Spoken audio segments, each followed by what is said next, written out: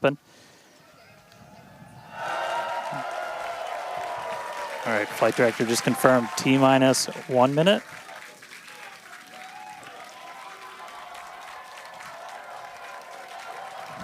Key moment to look at in 10 seconds, that T-minus 40.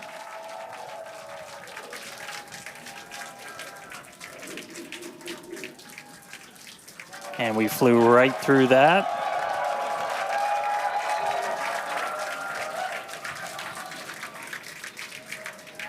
Flight directors go for launch. All right, we're now T-minus 20 seconds until liftoff of Starship Flight 6. This will mark our second attempt to catch the Super Heavy booster at the launch tower, as well as 10, 9, 8, 7, 6, 5, 4, 3, 2, 1.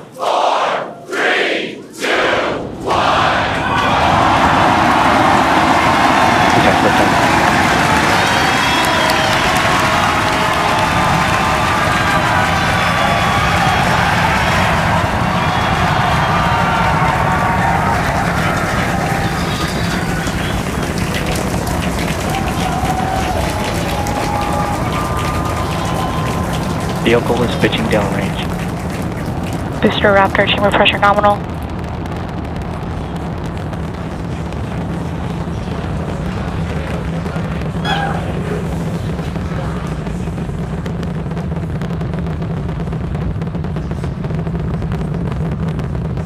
Booster and ship, avionics, power, and telemetry nominal.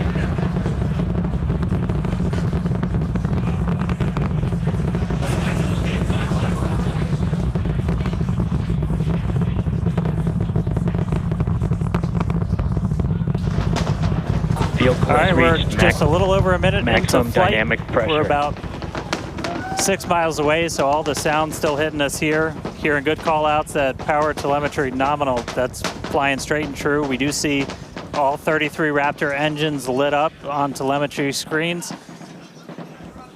At this point, we've passed through that point of maximum aerodynamic pressure, that max Q.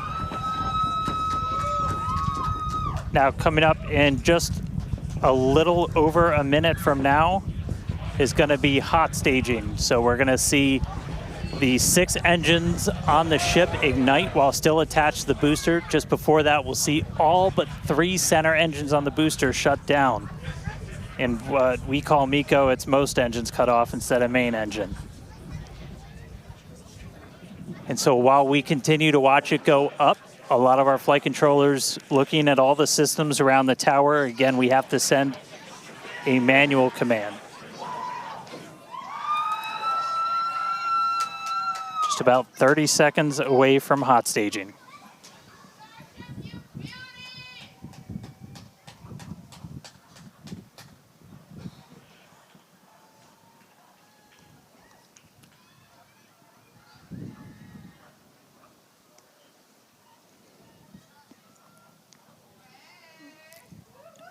And we heard the tower is go for catch. Booster engine cut off.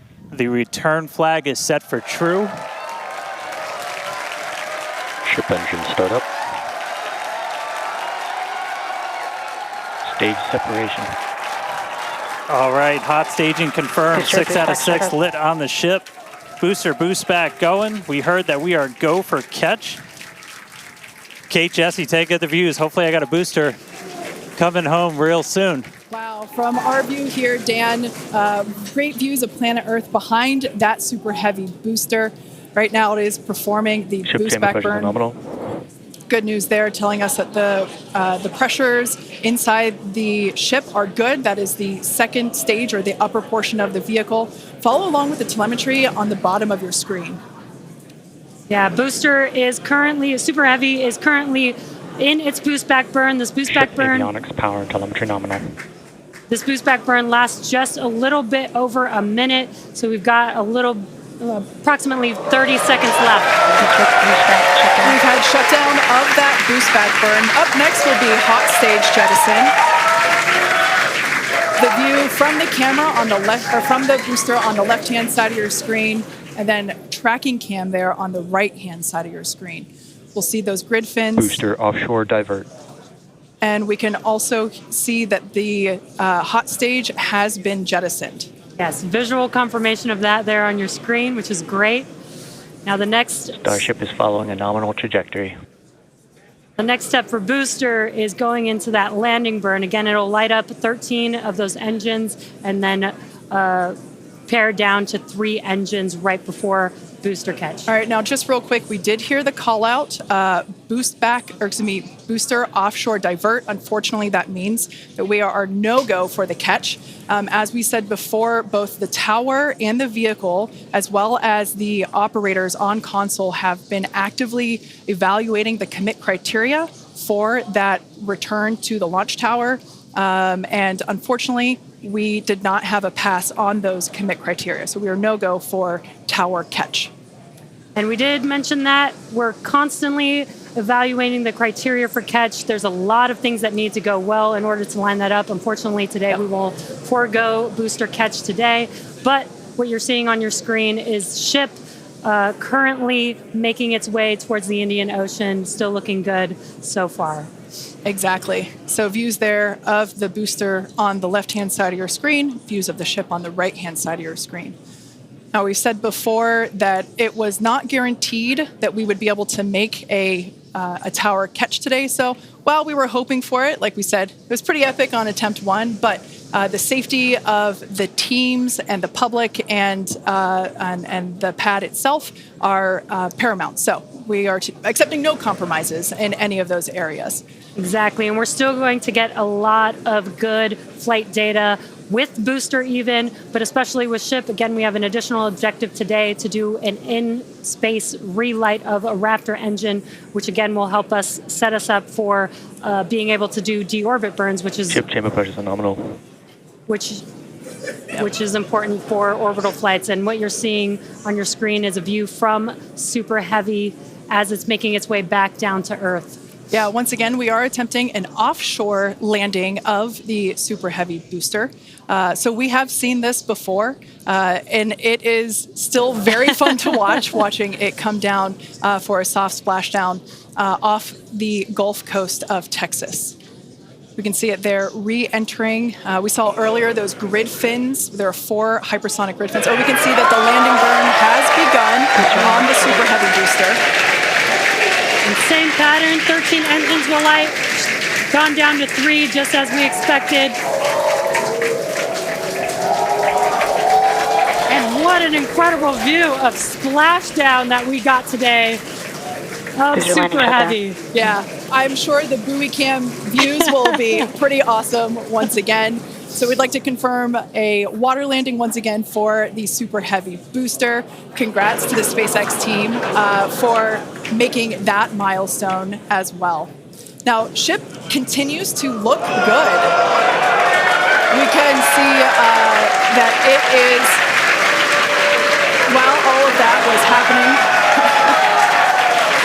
the crowd here in Hawthorne continuing to react to all these amazing views that we're getting. The next milestone is... Starship is in terminal guidance. Great news there.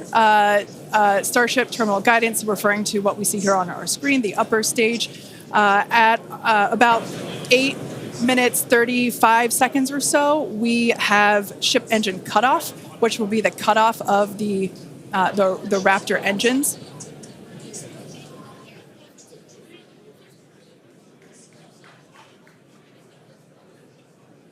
We can see on our screen ship giving us some incredible views brought to us by Starlink.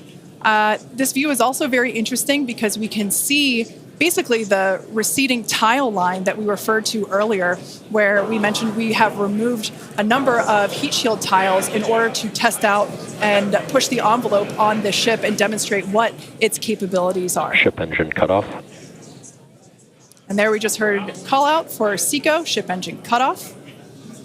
Great news there. Everything continuing to look awesome for ship. Full view looking aft on ship here. Ship FTS is saved. Nominal orbit insertion. There's that call out we were waiting for. Confirmation of good orbital insertion for ship today. It has been a very exciting afternoon so far. We'd like to send it back over to Dan, who can give us that live view experience. Dan, once again, are you okay after witnessing another Starship launch? Yeah, totally fine. You guys have to be jealous. This is the only way to do this. This is fantastic. No, it was really cool to see a liftoff, 33 out of 33. Didn't go for the booster catch today. Initially, we were good, and then we tripped a commit criteria and did the offshore divert. So we went and did that water landing, as everybody saw. We'll dig into it a little bit more, but again, we've done it once, we've now done it twice. We're going to keep trying to do it, as this is just a core capability of Starship and what's going to make it so incredible. There's a lot left. We're just about almost 10 minutes into this flight, so about 50 plus minutes still to go. Ship nominal orbit, so it's on its way around the planet. It's going to attempt to do an in-space burn. We're going to light one of those Raptor engines, the sea level ones in the middle, just to help demonstrate that we can relight in that microgravity environment. Really critical for deorbit burns as we start to do some orbital missions in the not too distant future. And then following that, we'll see a ship entry, maybe a splashdown. As you guys said, we're really going to be pushing ship on this one. We're pretty much intentionally putting it in places where we expect it might not do so great, and all that's to try and help us learn, see if we were a little too conservative, and then maybe that opens up more capability for when we start catching them. But I'll check back in with everybody in a little bit. I'm going to tune in and watch the ship fly around planet Earth, and hopefully we see it re-entering in the not too distant future. Back over to you guys.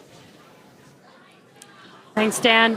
Development testing, by definition, is unpredictable, which we saw with Super Heavy splashing down in the Gulf of Mexico today, but that is exactly why we test. As is standard for these tests, the area around the pad and along the flight path was cleared prior to launch, and we expect the road and beach to remain closed until further notice. Yeah, testing development flight hardware in a flight environment is what enables our teams to quickly learn and execute design changes and hardware upgrades to improve the probability of success in the future.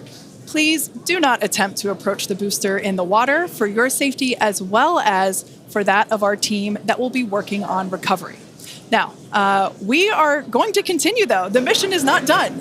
Exactly. The mission's not over. Ship is still coasting.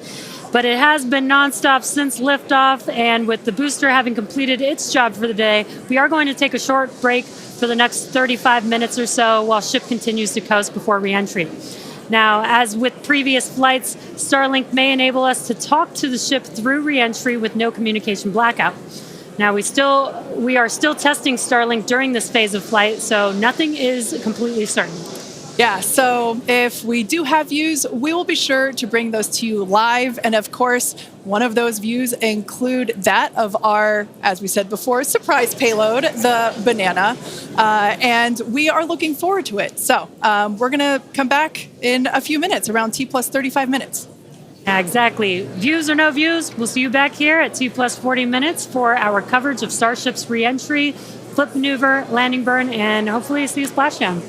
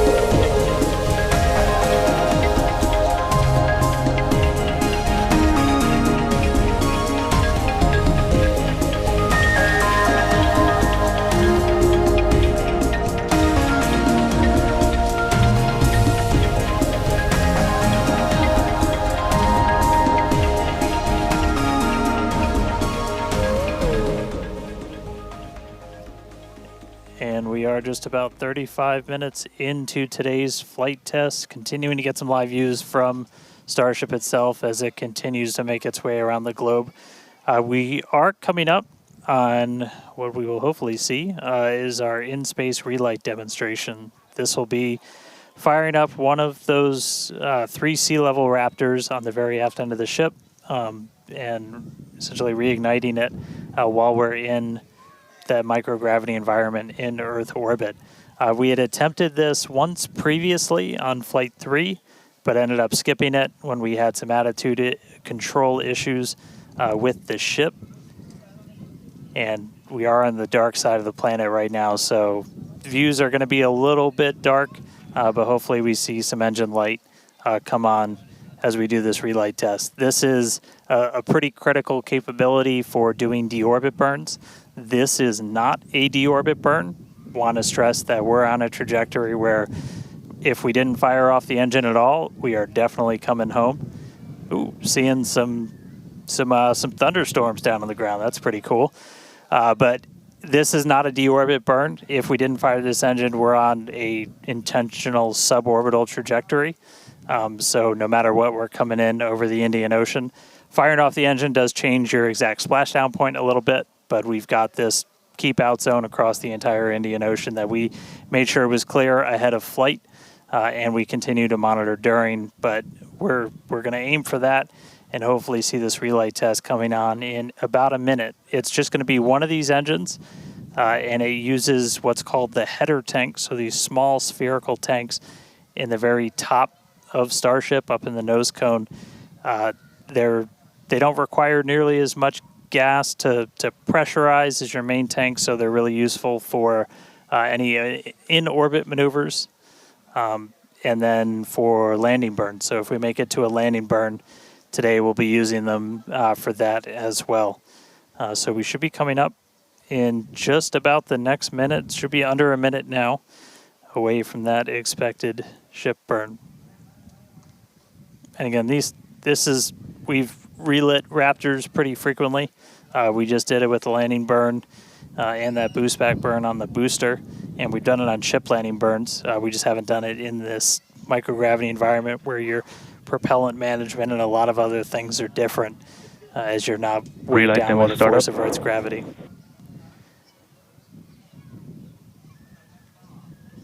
And just heard the call out for startup. There's some light. There's that Raptor relit. And shut down. All right, there you have it. The first time ever lighting a Raptor while in outer space, other than our ascent burn. So really cool to see that relit. That's a pretty critical capability that we're going to need when we're doing orbital missions in the not too distant future. So check another one off. That was a really cool. That was an objective we really wanted to hit on this one, and so good to see ship knock that one out in orbit. But for now, we're going to coast for just a little bit longer, and then it'll be time for ship entry. So we'll get the usual light show as we return from hypersonic velocities.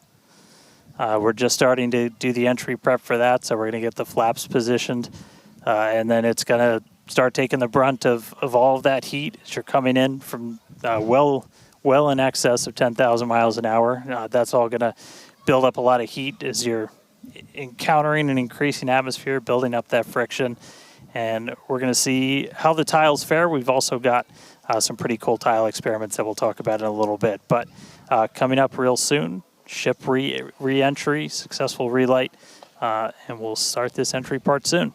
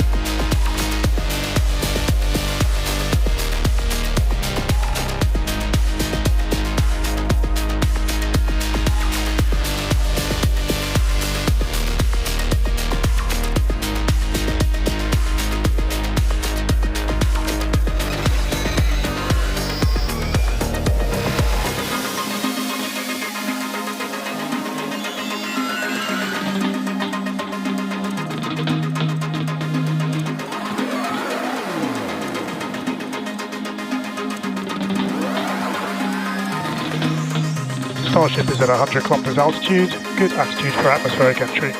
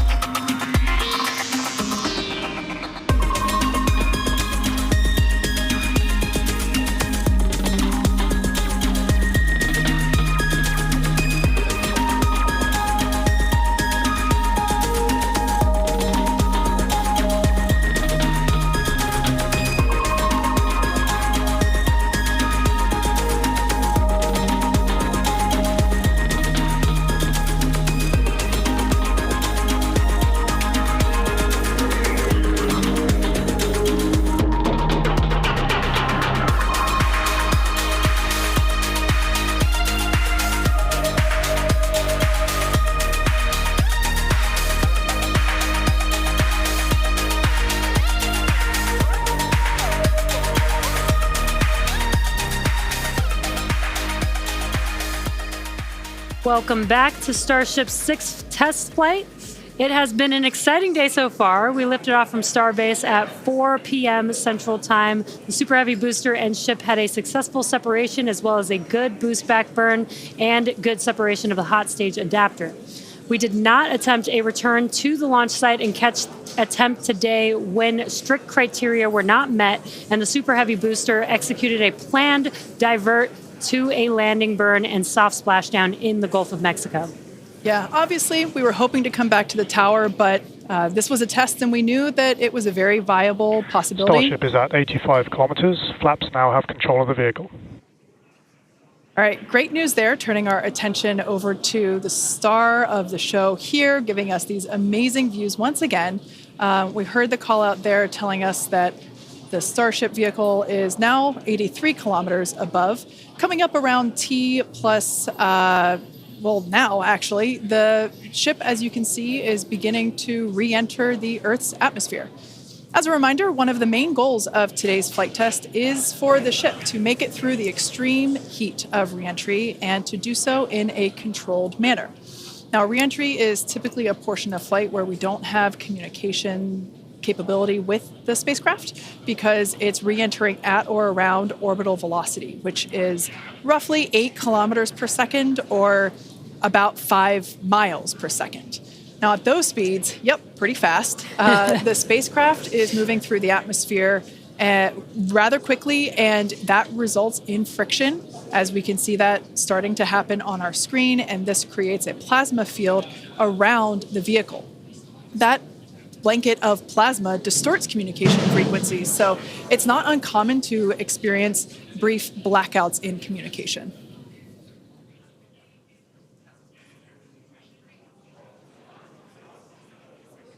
Starship is approaching the peak heating phase of entry.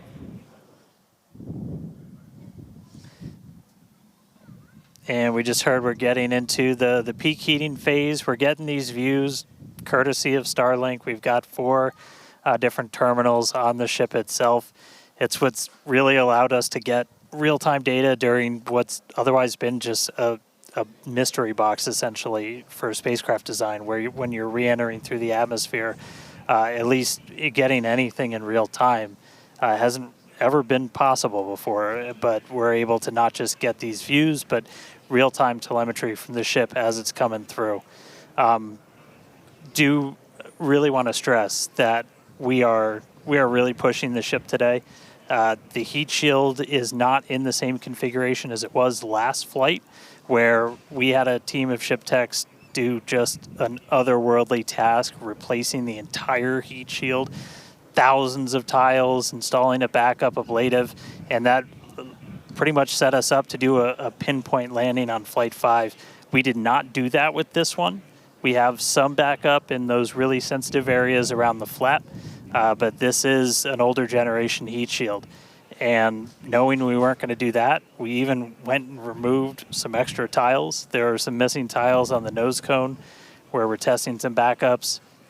There are some steel-covered tiles in a couple of different spots, and there's also a whole lot more steel of the ship showing. As you guys talked about, we gave it a little bit of a haircut, a couple hundred tiles trimmed off the sides, and that's where we might have catch fittings in the future. But color's starting to come in, so it looks like things are going to start heating up, Kate and Jesse. Yeah, fun fact, Dan, we actually removed 2,100 heat shield tiles from Starship in order to basically present that necessary receding line, which you kind of can see there in your view. Think back to previous flights, the heat shield line came up further on the vehicle, and just like Dan said, we want to test the vehicle beyond what we think it is capable of carrying based on our simulations and calculations. So once again, to just be super plain, don't be surprised if we see some wackadoodle stuff happen here. We won't be. There are a number of things that we are testing out intentionally to see what the ship can take. Yeah, exactly. And knowing what those limits are will really help us design the vehicle of the future. Essentially, removing those tiles helps us remove a lot of weight from the vehicle, a lot of things that might potentially need refurbishment in the future.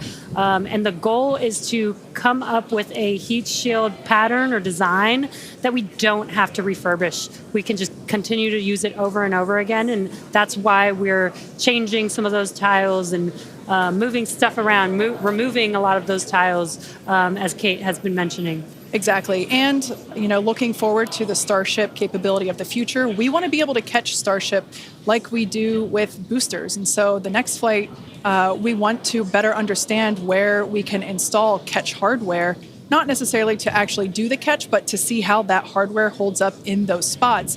And today's flight will help inform, does the stainless steel hold up like we think it may based on experiments that we conducted on Flight 5? Now, continuing to look, amazing views. Yeah, Dan, go ahead.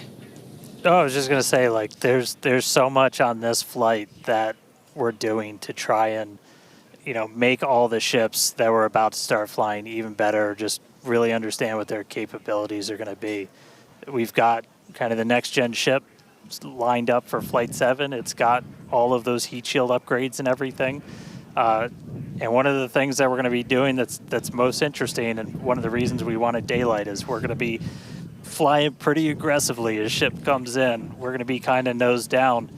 And we've done it in wind tunnels. We've done it in simulations. You might see the flaps really flapping around trying to control the vehicle. We're betting we might have a little bit more capability than we think in just the analysis, but always a chance that bet doesn't pay off. But that just helps us know what are our Starship limits. is now halfway through the peak heating phase of entry. Sweet. Halfway there. Halfway home, guys.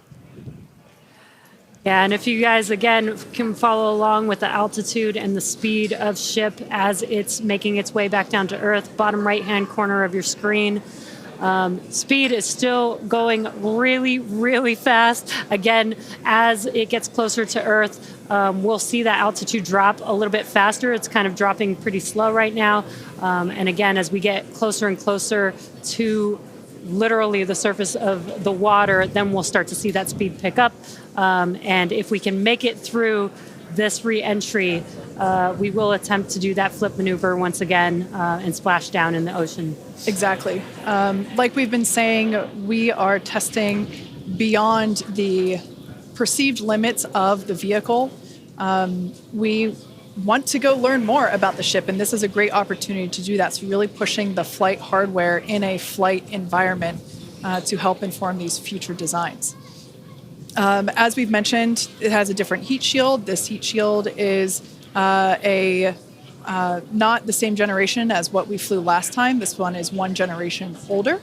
So we are also testing out new secondary thermal protection materials. So basically, like if the heat shield isn't in this one spot, can this other material protect the metal is the thinking there. Also checking of the ship's structural strength in those areas where we're looking to add that ship catch hardware just to see if it survives entry. So yeah, as we've been saying, we've done a lot of calculations and simulations. This view right here is super cool. This is looking out from the aft engine bay, basically at the bottom of Starship. Then on the center left-hand panel, if you will, we have one of the forward Starship flaps, so one of the flaps located at the top of the vehicle. Underneath that is one of the aft end flaps, like the one that we see in the main picture there on the right-hand side of your screen. Now, these views as the vehicle continues to enter the Earth's atmosphere, drawing a crowd once again here at SpaceX in Hawthorne as folks tune in as the mission continues on. Now, the next event that we have coming up, we should hear the call out that the vehicle is transonic around T plus 1 hour and 2 minutes or so. That means that the vehicle is traveling near the speed of sound. We say near the speed of sound because there are certain parts of the vehicle where airflow is going faster and other parts where it's going slower. So it kind of teeters there on the brink of the speed of sound. So once we have equal flow on all parts, then we'll hear it's subsonic. Yeah, no. And almost real quick, almost a reverse of, I'm sorry, Jesse, almost a reverse of before. We see the Earth starting to come into view. We've got sunrise there over the Indian Ocean. So this is going to look different from any of the reentries we've had before. And it was specifically so like we get as much daylight as possible to see how ship does this. Over to you, Jesse. Sorry about that. Dan, great minds think alike. That's exactly what I was going to point out, is that we're getting a lot clearer view of the Earth in the background with the different temperatures that we're seeing, with the different colors of that plasma around the ship, which is really, really cool to see. Again, we are pushing the limits of ship today, but so far everything is looking pretty nominal. We'll see how the next few minutes goes. Yeah. Like we've said before, don't be surprised if this is not entirely smooth sailing all the way down to the ocean's surface. Similar to Flight 5, we are targeting the same splashdown location in the Indian Ocean, but we are not expecting to recover the vehicle.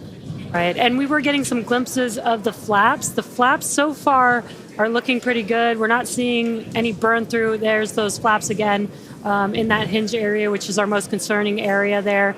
That's great news for us for now. Again, the next few minutes could change as we continuously push those limits. Yeah, once we slow down a little bit, once we're subsonic essentially, so I think that's about 1,200 kilometers an hour. Once we're down below that, that's when we're going to kind of dip our nose down and get that more aggressive angle of attack. Normally we're just belly flop right into the water, pretty much that position. But if we're going to be able to do return to launch sites, we're going to want to be able to fly with a little bit more of an angle of attack, get you a little bit more range as you're coming through. And so this'll be just a test to see quite how far can we push it. And obviously we're going to do these kind of tests way out here in super remote areas before you ever try to bring a ship back to a place like Starbase. Starship remains on a good entry trajectory. External temperatures are coming down. All right, great news there. That tells us that we are through the phase of peak heating. So we are expecting these temperatures to continue to come down. Once again, we are targeting a soft splashdown in the Indian Ocean off the northwest coast of Australia. We can see these beautiful views of planet Earth coming in. Yeah, this is very different, where we had nighttime views of the ship as it was re-entering, and now we've got daylight. It is about an hour or so after sunrise there in the Indian Ocean, so pretty cool to see this. Yeah, and it might not seem like it makes a huge difference, but we do get a little bit more light on ship as well for the camera views that we have, which is very beneficial for us to visually see anything and try and correlate that to any of the sensors or data that we have on the vehicle. Exactly. That is why we shifted our launch window so that we could have that daylight in order to improve our observations of the vehicle. So not only are we getting all the raw data from all the sensors that are on board Starship, but we also have multiple cameras and assets out there that are watching the vehicle and will also be able to tell us with this visual story that is also very, very important. And as we get down a little bit lower, the Raptor engines are in their chill phase right now, so just essentially getting them primed to turn on. We're going to use those 3 center engines to do a landing flip and then a landing burn. So we'll come down kind of in that slightly pointed down belly flop and then fire off those engines to flip us around and then do that final landing burn. That should be coming up in just under 5 minutes from now. And then hopefully we start hearing some call outs on transonic and subsonic as we slow down. Again, once you hear Starship as subsonic, keep a close eye on the flaps. They're going to be working overtime essentially to maintain control of the ship as we get a little more aggressive with this.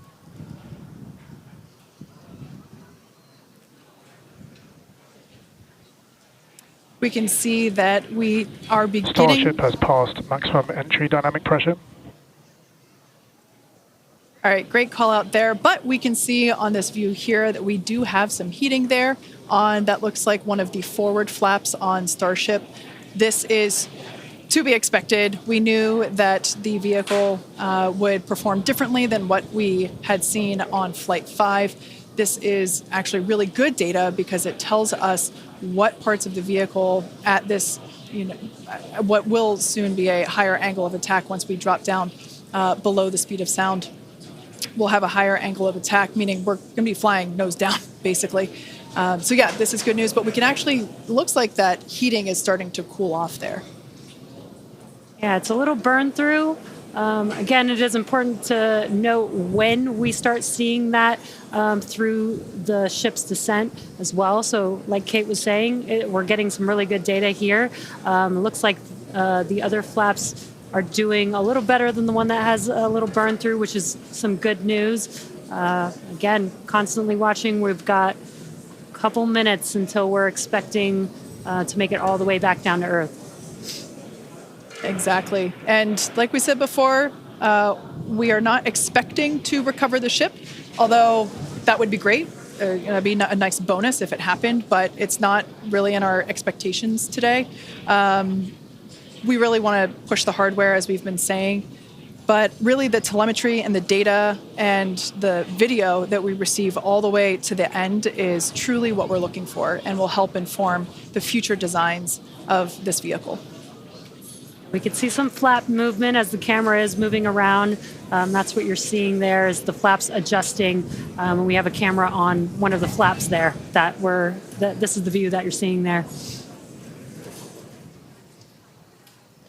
And you can also see the graphic in the bottom. Starship is slowing down past Mach 1. And call-outs aligning with this, you can see the orientation of the vehicle starting to change. You can follow that graphic at the bottom of your screen. Again, that is why those flaps are changing. They control the orientation of the vehicle. Yeah, there are 4. Go ahead, Starship Dan. has started the subsonic belly flop, remains on a good trajectory. I was going to say this is when things will start to get a little interesting. So this is when we're moving slower than the speed of sound. You can see that nose slowly start to tip down, and we're going to try and maintain flap control the whole way. But we are just just a couple minutes away from hopefully doing a landing flip and landing burn if the flaps can hold together. Yeah, this is such a cool view. This reminds me of when we first performed the belly flop maneuver on the high altitude test with serial number 8. We saw the ship come back through, and I always wondered what it looked like from the ship's perspective, and this perspective, I think, helps inform that. We will be, as Dan said, we will be dipping down a little further and really be flying nose first. This higher angle of attack, we're intentionally doing it to stress those aft flaps, and that will help inform the limits of flap control in order to collect data for future landing profiles.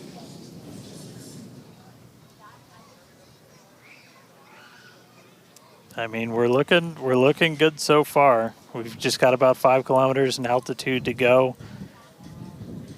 We'll ignite the engines when we're still just a couple hundred meters over the ground, do that flip. Starship is and passing landing through burn. 5 kilometers altitude, remains on a good trajectory. I have a feeling this is going to look so cool as it passes through the clouds. Obligatory shout out to the entire avionics team on Starship. And there's that nose down orientation.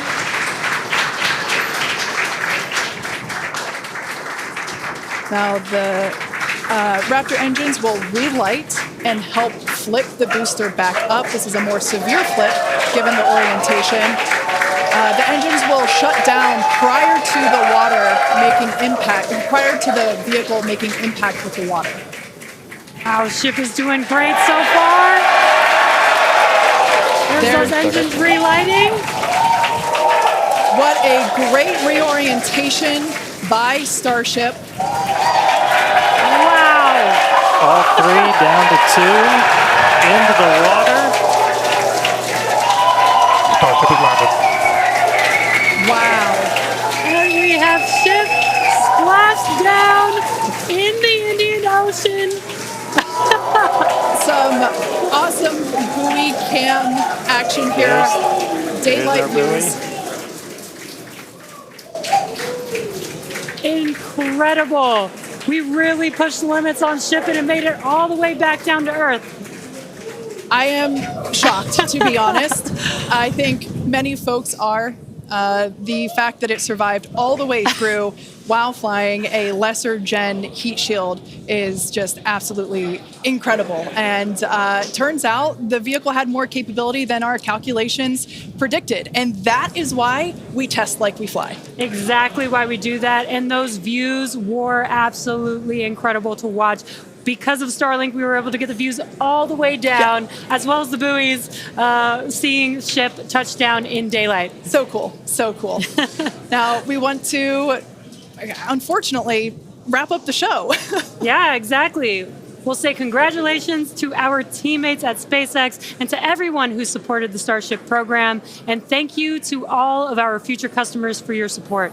We'd also like to thank the people of Cameron County, Texas, as well as the Coast Guard, the Federal Aviation Administration, the Government of Mexico, and the Australian Space Agency. Now, be sure to...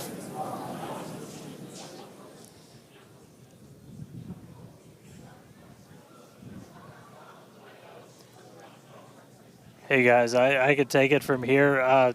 That was just incredible to see that splashdown. As you said, thanks to everybody that took such a huge part in this. Everybody here at Starbase that's worked on this program, just really pouring your lives into it. Great to see another booster lift off. We'll catch it the next time. Great to see ship in the water. New version of ship coming soon, so a lot more exciting launches coming up real soon here from Starbase. But I'll send us out this time. We'll see you guys next time.